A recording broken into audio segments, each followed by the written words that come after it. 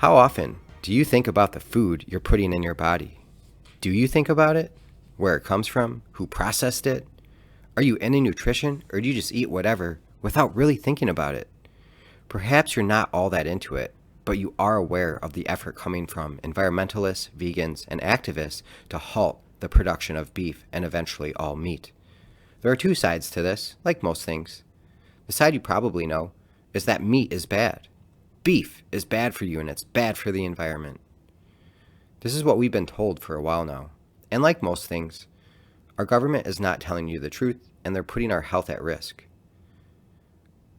You have the commercial industrialized producers. There's 4 of them, so 4 companies are basically making all of our meat, and the quality is of no importance to them. How many of you are eating cloned meat? Did you even know they clone meat?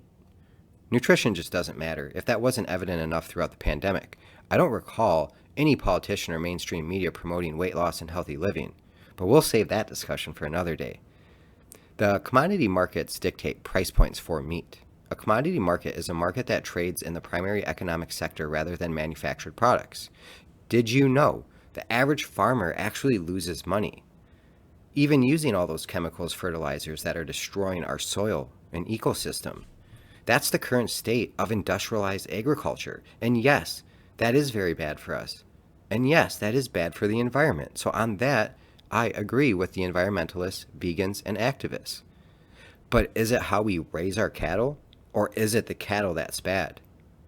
Sacred Cow is a documentary that came out in 2021, and it's one of many promoting a similar message. This documentary is nothing new. I first got really into this over 10 years ago.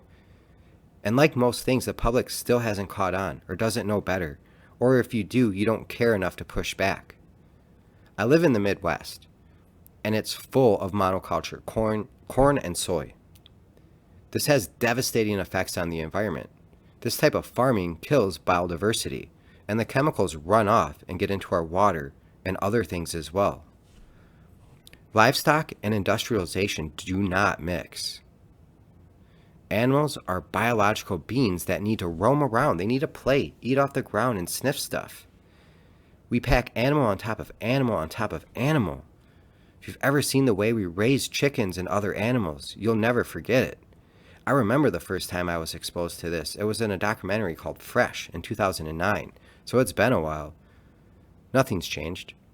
Animals used to have room to roam, like they did for millions of years, until industrialization happened. Letting them roam is good for the environment. Their waste goes into the ground, and it's part of a natural cycle. Instead of piling animal on top of animal, dropping waste on each other, causing other issues, and why things like antibiotics are required. We should be trying regeneration farming. The agricultural revolution was seen as a miracle once upon a time. We were able to feed so many more people. And then we had the processed food revolution, and we started adding sugar to everything, and this was really the downfall. Food is addicting. I've always thought sugar was one of the most addicting substances. I personally have struggled with it, like many. I either can't have it at all, or I'll crave it every night for several days until it's completely out of my system. And that's because the food manufacturers, their chemists, and their scientists are purposely trying to develop foods to be addicting. So you want to keep eating them, and you keep craving them. As a result, our health is getting worse and worse. Obesity and being overweight is almost more normal than not. I remember it was 14 years ago now, I was running this program called Kids Fit to help fight child obesity.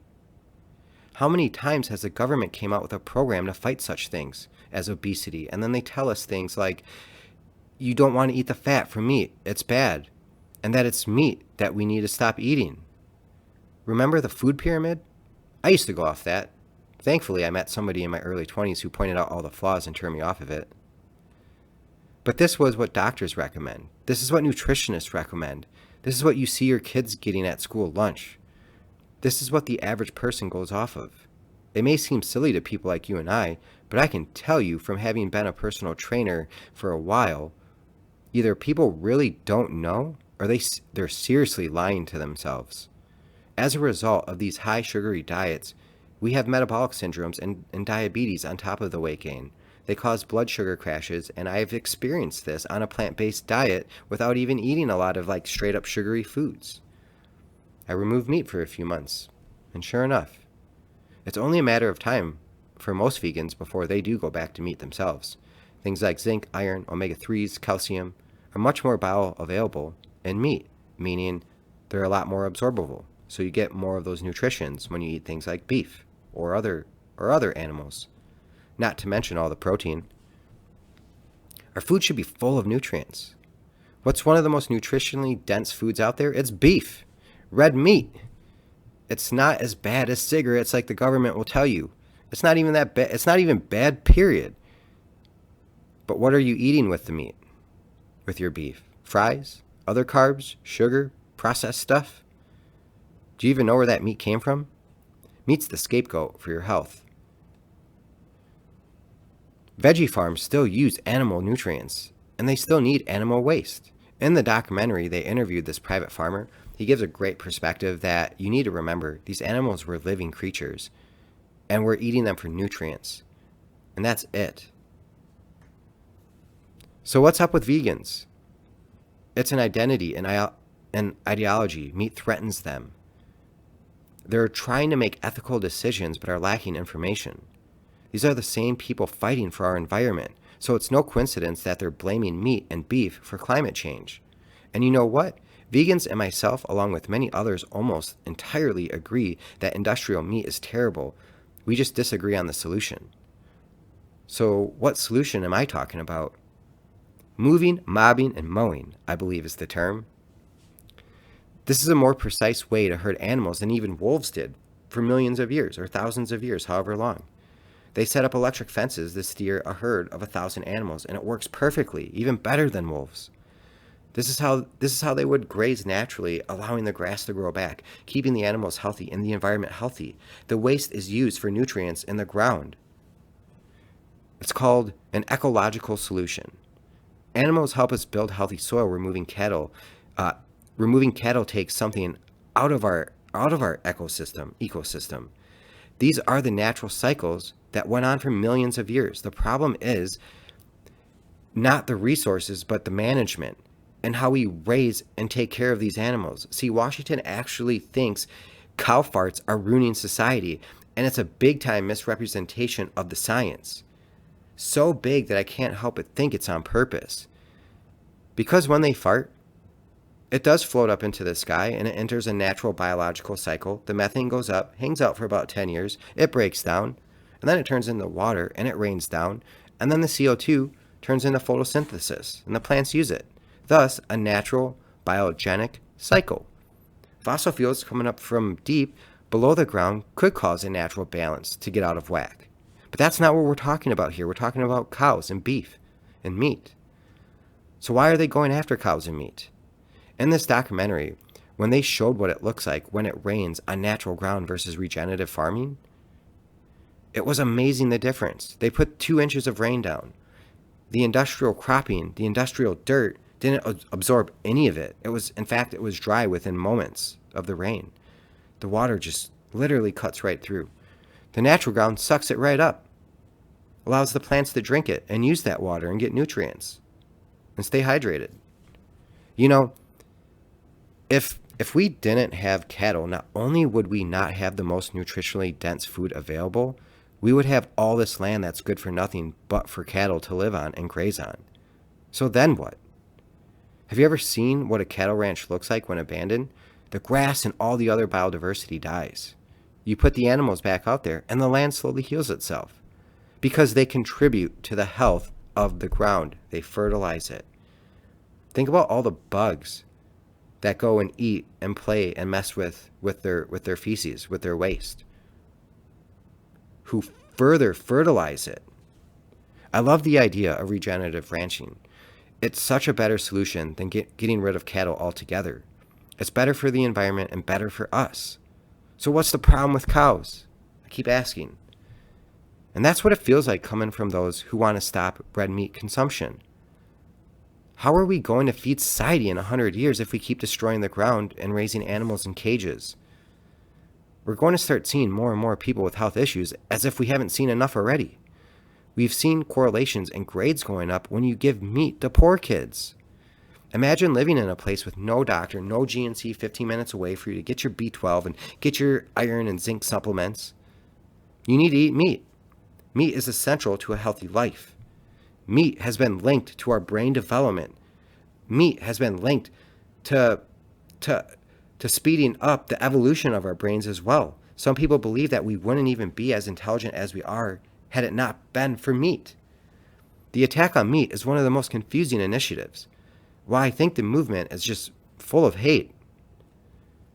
They try to say, well, I don't want to kill something. Well, guess what? They're going to die whether you eat them or not.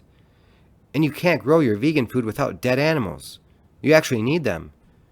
It's called the cycle of life. We need our animals. They help recycle our planet, feed the ground, and our plants. Death is the most certain thing in life. We're all going to die. Don't you think it's time we embrace the natural cycle of life? Perhaps not just with animals, perhaps it's time you get out of the concrete jungle as well. Between your carb, sugar-filled diet and being surrounded by a city or a heavily populated area, no wonder you have so many mental health issues. I know personally those things mess with me.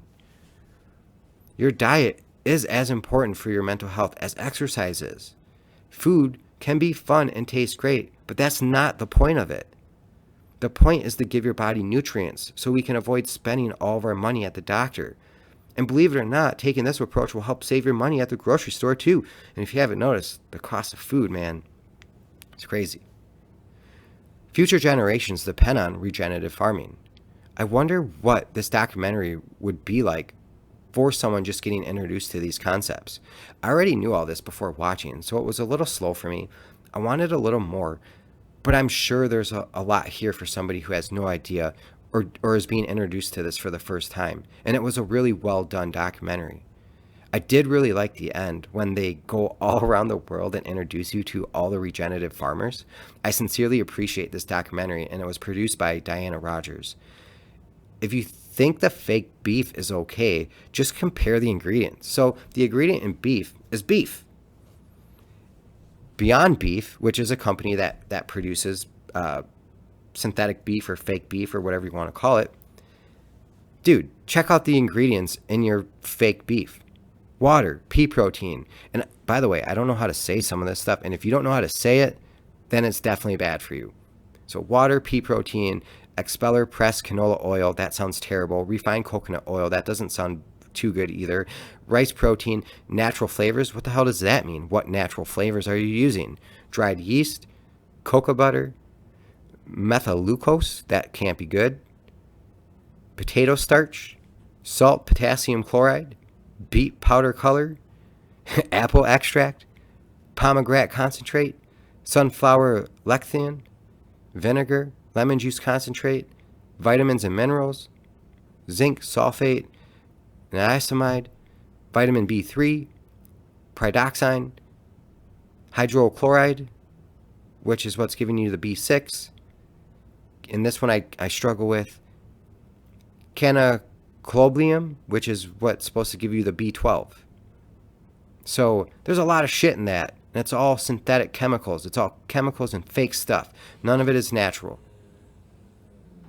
I've never had it, but I'm also willing to bet it probably doesn't taste as good either. It takes a lot of ingredients to make fake beef, doesn't it? What kind of environmental impact do you think putting something like that together has? It actually has quite a bit. This is not healthy. During an interview with Diana Rogers and Rob Wolf, they talk about how Harvard is actually doing a study right now, and they're studying why so many people are beating chronic illnesses on a carnivore diet, mostly consisting of beef. Most famous for this, I think, at least in my world, is Jordan Peterson, but I am a big fan of him, so I might just be a little biased here. In a previous episode, when I introduced my thoughts on beef, I introduced you to another documentary called The Game Changer. Chris Kressler was also in Sacred Cow, and he's done some interesting work. Go check him out. Interesting guy. So, now you know. You can find lots of other documentaries out there on this very topic. Eat your beef. Work out. Walk. No more processed foods and sugar. Time to live a mental and a physically healthy life. I promise you, clean up your diet. You'll feel a lot better. Thanks for stopping by another episode of The Jay Rooney Show.